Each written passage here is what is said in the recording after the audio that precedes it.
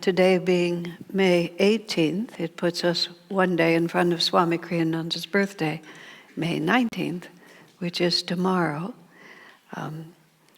In many ashrams, the individual inmates, as ashramites are sometimes called, which is a charming word for us. I once asked Swamiji, this was very early on in the time of being at Ananda, about early 70s. As it happened, this conversation took place in a taxi cab in the city of New York, but that's just my visual memory. The content of it was that I had never in my life encountered such a fine group of people as I found at that time associated with Ananda, and it's still true. Just the quality of dedication and selflessness and many, many virtues, kindness, compassion. So I said to Swamiji, is this the kind of ashram from which people are liberated? And what that sounded like is ever released, or do we ever get out of here? And what I meant by that, and what I said to him was, I just can't imagine a higher level of dedication than I've seen in this group. So what would it look like to be more dedicated than this? Swami answered me. He said, except for some of what I saw, he said, except for Mount Washington when Master was still alive in the ashram there, and some of what I saw around Anandamoyi Ma, that's how he put it. He said, I've never seen a more advanced ashram either, which is really quite a statement, isn't it? And it isn't really just a question of, aren't we hot stuff, Like these days, if you manage to get into one of these advanced universities like the one over here, you just have to be wherever you have to be. In India, they face the same thing. One of my friends had two very brilliant daughters, but they tested only in the 98th percentile, which means they had to leave the country to go to college to find a good university because the competition was so intense. But I'm not thinking like that, because there's a completely other reason for the quality of what we experience in this particular ashram, or any that is inspired from a very high level. And that's what we're working with. A number of years ago, I was traveling. Just a moment, I have to drink for a minute.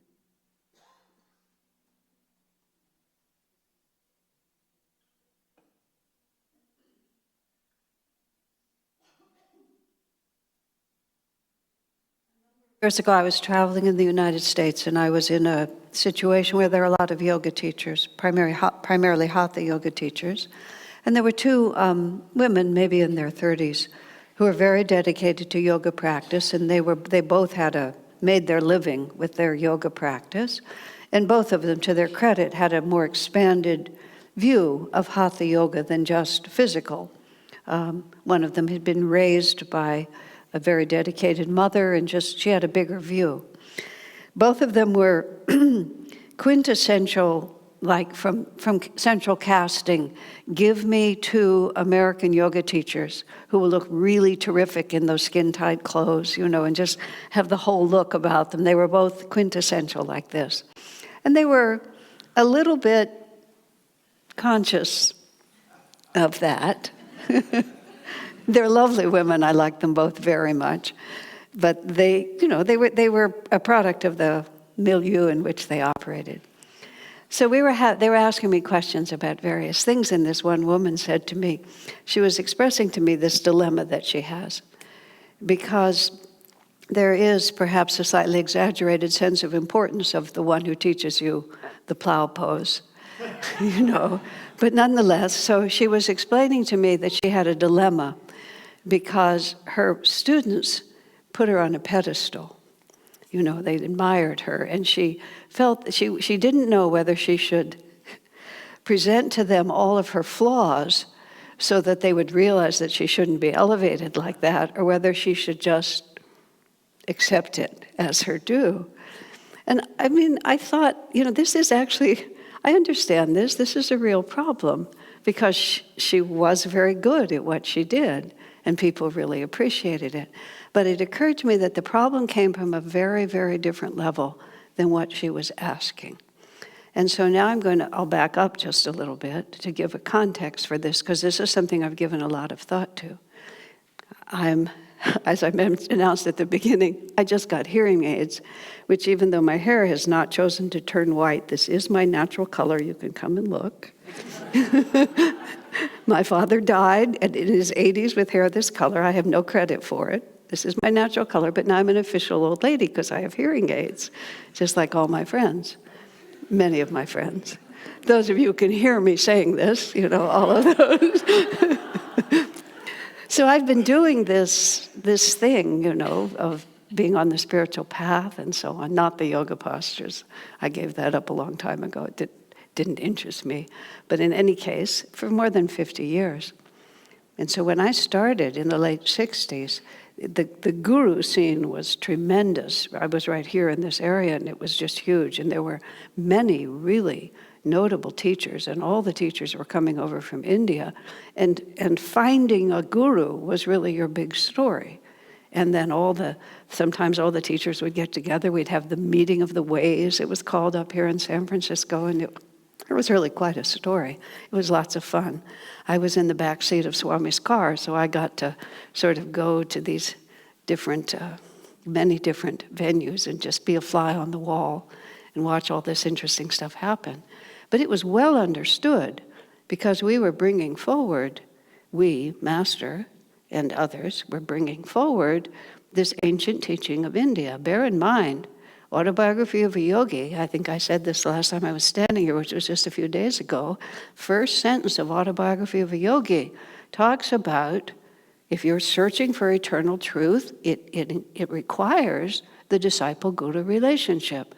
And he wasn't doing that to get followers for himself. He was just telling you that's the way it is.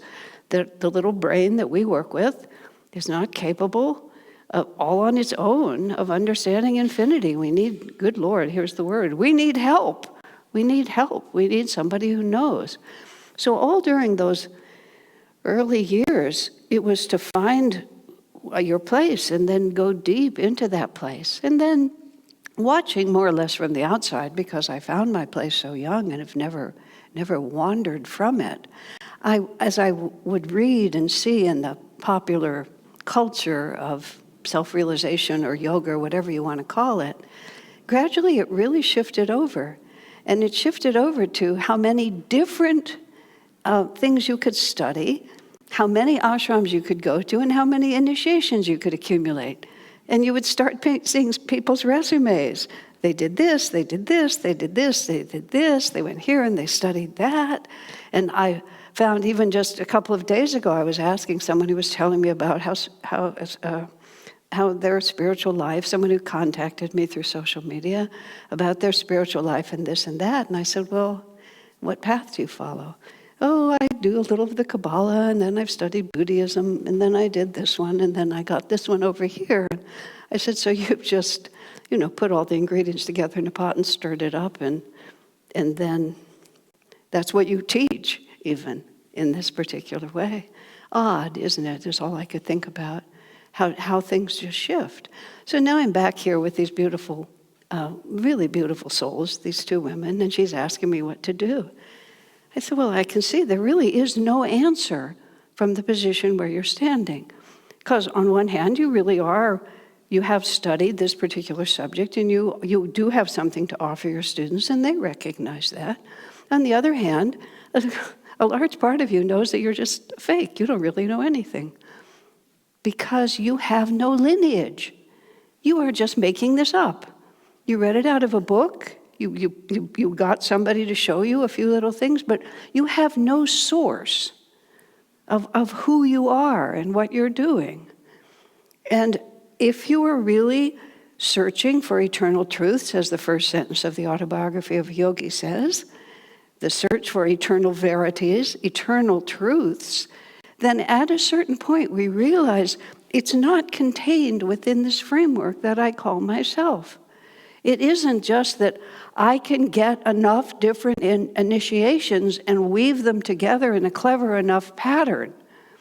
then just sort of take a little bit of everybody and then call it wisdom.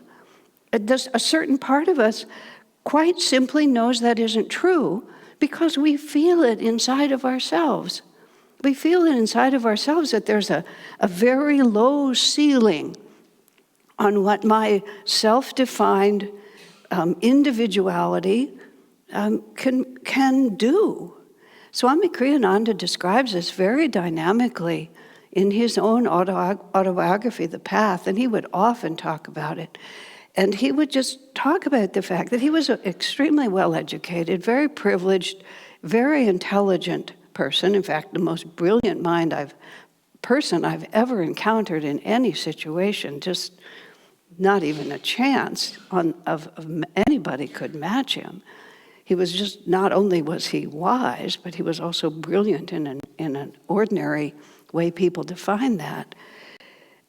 But he himself realized in his early 20s, just at that point, that he didn't have wisdom.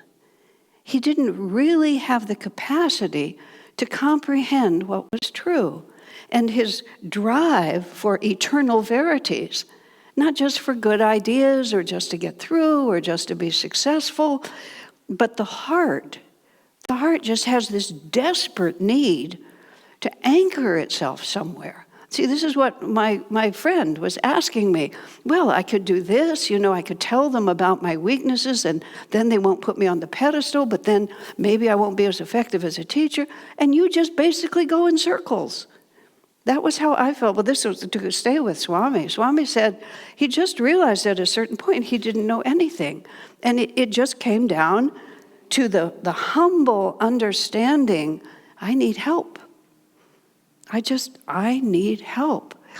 Is there anyone anywhere in the entire cosmos who can actually stand with a confidence that's based on realization and not just the accumulation of good ideas? And very shortly after, he found Autobiography of a Yogi. Because when the disciple is ready, the guru comes.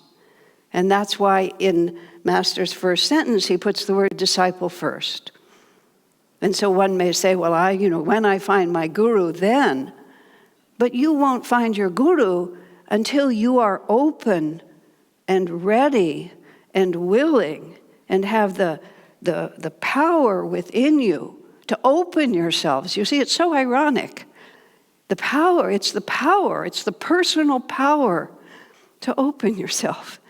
It's having used your personal power, having tried hard enough with every little bit that we have to realize there's a point at which I just don't know. And so Swami saw Master's picture on the book. There's a few blips along the way, but not many. He grabbed the book to his heart. 1 week later, he was kneeling at the Master's feet. I want to be your disciple.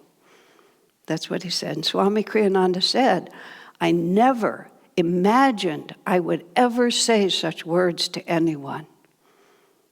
But he also recognized it when he saw it. You have to have the creative strength to separate yourself from the miasma of what everyone tells you have to do and what's right. If one initiation is good, 10 must be better. You have to have the power, the individual power within yourself to separate yourself from that delusion. And you have to couple that with the absolute humility to realize, but after that, what? What am I going to do? Who is going to tell me? Who is going to hold, as I often think about it, the end of my kite string? 10 years ago or more when Swami Kriyananda passed, that was how I thought about it. I thought, he always had the end of my kite string, which is to say that I could get pretty far off track, but I could never sail away because he was always holding on to him. He gave us a lot of rope.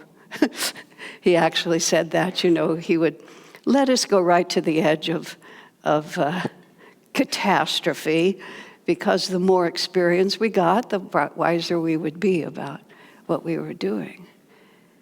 But then, You know, Swami Kriyananda was 22 when he was initiated by Yogananda, and before he was 26, Yogananda had left this world. So even though everything that happened after that for Swamiji was defined by that relationship, it was not a long relationship in the way that we think of it. But here's the most interesting part, and this did not occur to me for many years. After Swami moved to India, which was in 2003, and even some years into that, I was visiting in the ashram there, in the house Swami had in New Delhi, and he was having a satsang, and he was just asking questions. And Shivani, who lives in Assisi and has lived there for some 30 years, an American, but her work has been in Italy. She was visiting in India, and he asked for questions, and Shivani asked Swami, she said, what was it like for you when Master died, when Master left his body? Because Master was not yet 60 years old. So the expectation of him dying that young was not there. And Swami just turned to Shivani and he said, that's a very personal question. Shivani was hardy, and Swami could speak very directly to her. He said to me once, Shivani loves to be corrected. And then the rest of that sentence was, in contrast to you. He was trying to give me a more sturdy example than the one I was living at that time. But so he could just speak frankly to her. We didn't hesitate. Or that's a very personal question, he said. And then what sometimes happens when you ask Swami a question that he has something to say about the question itself first, but then he'll often answer it. And then he would get silent in this cosmic sort of silent way. And if you were focused at all and your brain was functioning, which it wasn't always, I'll speak for myself, when mine wasn't always, you would interrupt that silence, but you learned not to, you just wait. And then he said, it was heartbreaking. And I realized, one, I had never heard anybody ask Swami that question in whatever, 40 years at that point. You would think it would be an obvious question. I'd never heard it asked, and I'd never heard him say anything like that before. Now, of course it would be. He was 25 years old. Master was going to take him to India. That next year, Swami was just finding his way, and all of a sudden, Yogananda was gone. It was heartbreaking. Okay, so that's a piece of it, but here's the most relevant part. As I said, I never heard him say that. I never heard him give us so much as a hint that it was a problem that most of us had never met Yogananda.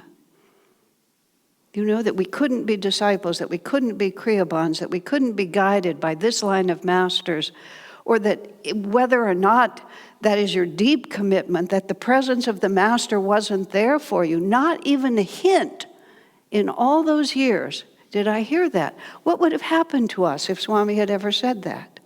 In fact, the only comment that I really remember him saying was this one. He said, you have it easier, because it was so confusing to be with Master in the body. He said, because you knew, you could feel in your meditation, you could sense in the satsangs that you were in the presence of unlimited divine power. And yet Master would come and he would chat about the weather and he would talk about, the book he was writing, or Swami said he would be in his own meditation room meditating on the Master, and Master would be upstairs having dinner. And he said the contradiction between those realities was so profound. Because, sure, the Master has a body and he lives like a human being and he sets extraordinary example of how rightly to live in this world. But as Yogananda himself said, just proximity does not give you enlightenment or inspiration. Master said, there were lots of rats and mice living in the Mount Washington Canyon, but none of them were advancing spiritually because they did not know how humbly to receive. And so it comes down. The word is attunement, which is a word that is a common word in the context of the life we live here, but not necessarily a word that most people use.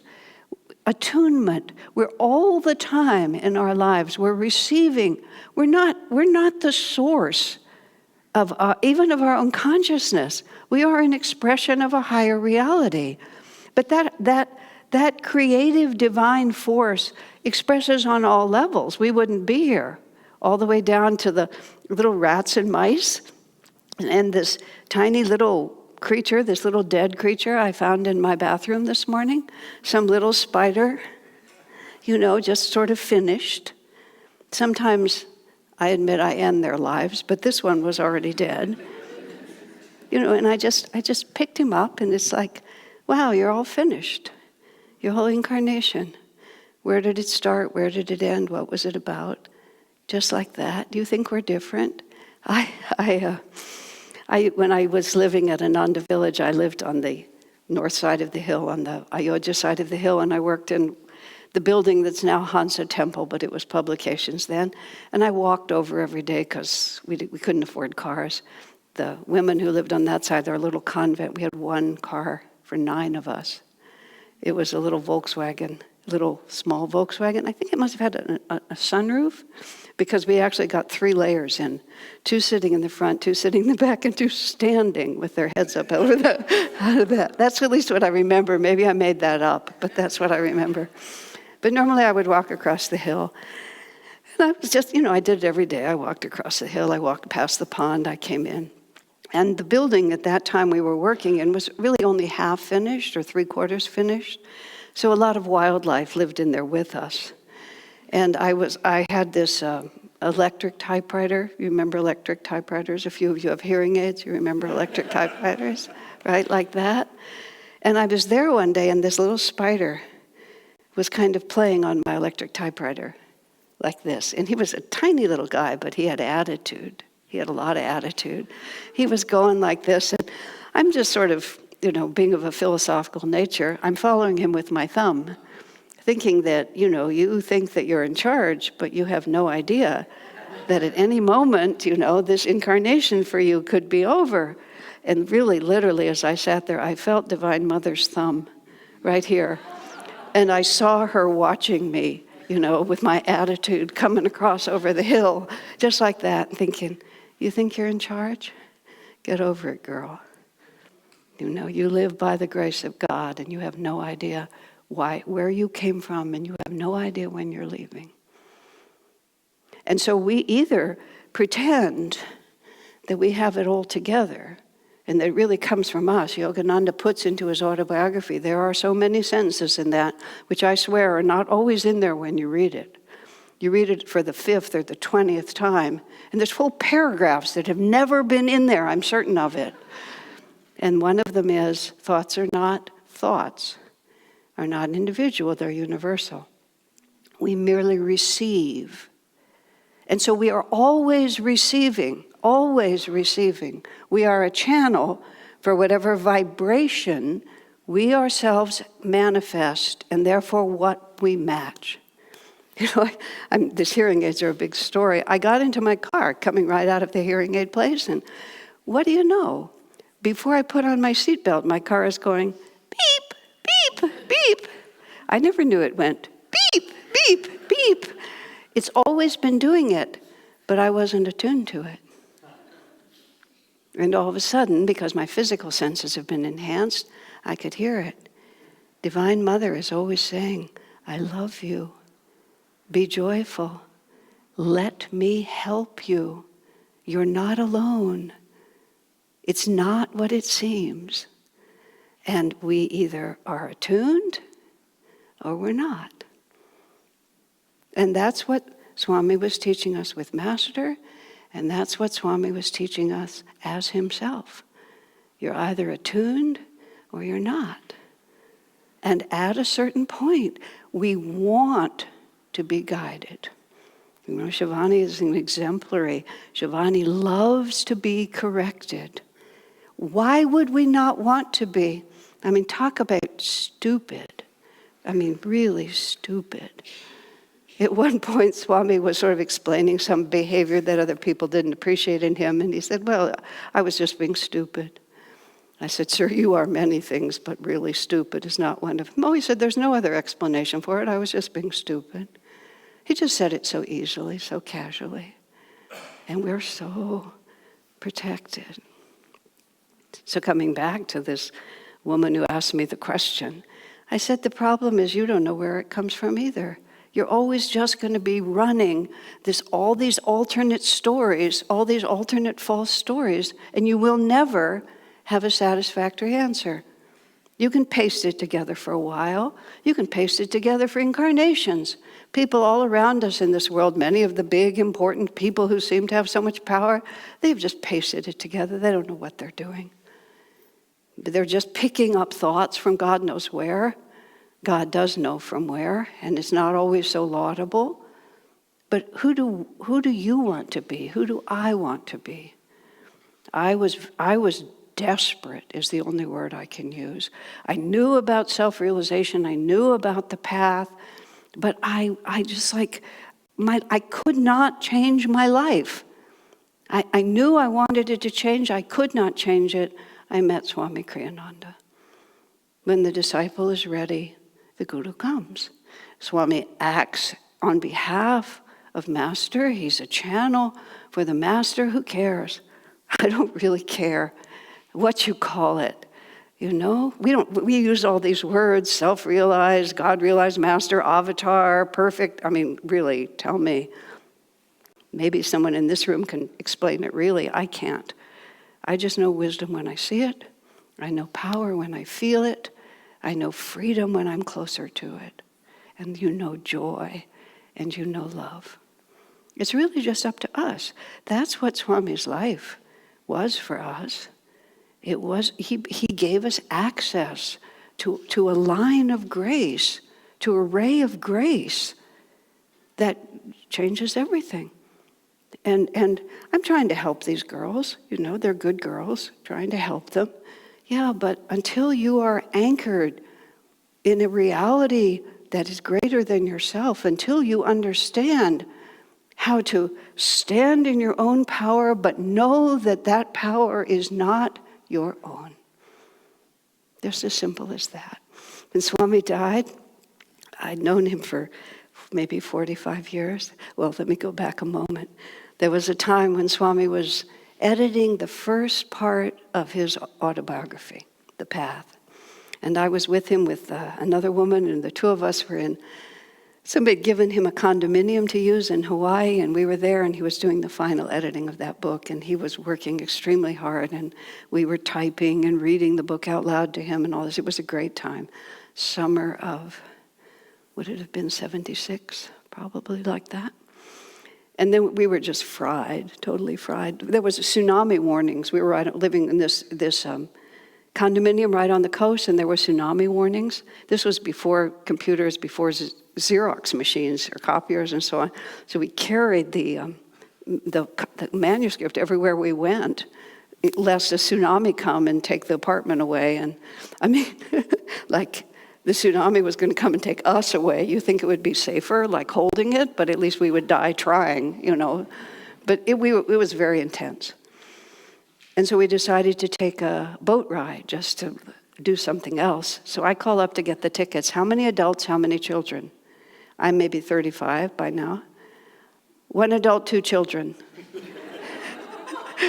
Then a piece of me realizes that if 2 women in their 30s show up with a half-price ticket, that they're not going to let us on the boat. But I'm thinking it's not 3 adults. There are simply not 3 adults coming. There's just 1 adult and 2 children. But I thought, okay, I'll lie. I said 3 adults, you know. And then we got those tickets. When Swami died, I said lovingly, well, at the time he passed away, when I was, already 70 or 60-something, I said, I feel like I'm old enough to stay without a babysitter in the afternoon. But I don't want to be alone for the weekend, you know. But that's the truth. Compared to. But you also see what joyous freedom that is. And the paradox of it is, you don't surrender any of your strength. You just begin to tune into where your strength comes from. And the more aligned we are to that which is true, the more power that truth gives us. And with that power comes freedom, and with that freedom comes joy. Everything we are seeking. God bless you. Together.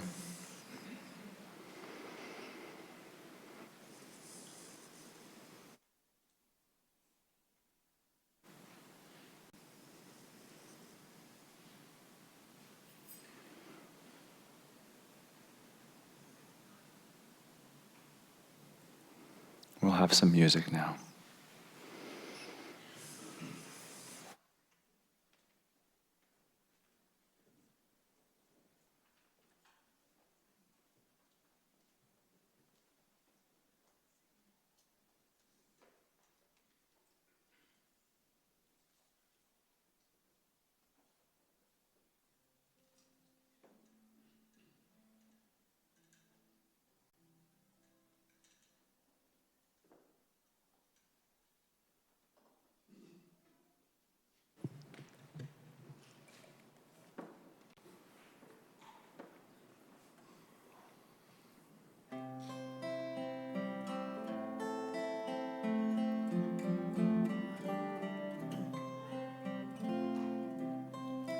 Nightingale, nightingale, sing of joy through the night.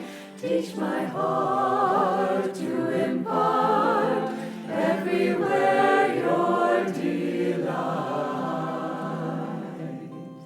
Sing of moon rays on the rain, sing that love's not in vain.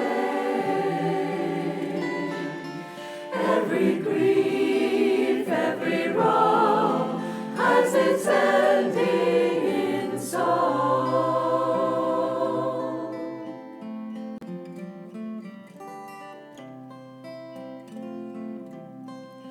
Nightingale, nightingale, sing of joy through the night. Teach all men how to spin clouds of gloom into light. Without silence, what is song? Without night, where is dawn? Were it not for men's woes, who would smile at a rose?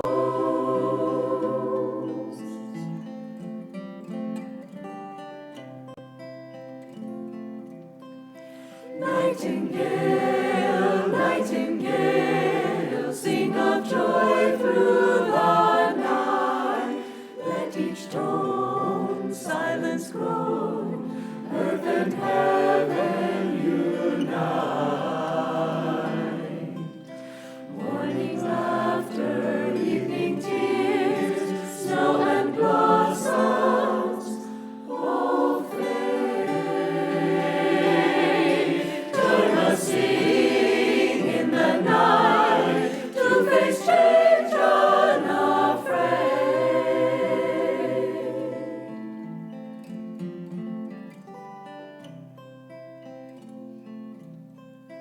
Nightingale.